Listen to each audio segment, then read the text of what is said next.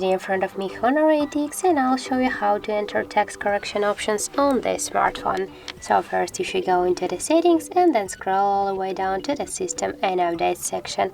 Now just tap here to the language and inputs, and we use the Swift keyboard on our device, so tap there and tap to the typing and just click the typing and autocorrect. And here, as can you see, we got all our text correct options, and just to enable or disable some of them you just should tap once on the switchers, and that's it. So thank you guys for watching, and if you find this video helpful, don't forget to leave a like, comment and to subscribe our channel.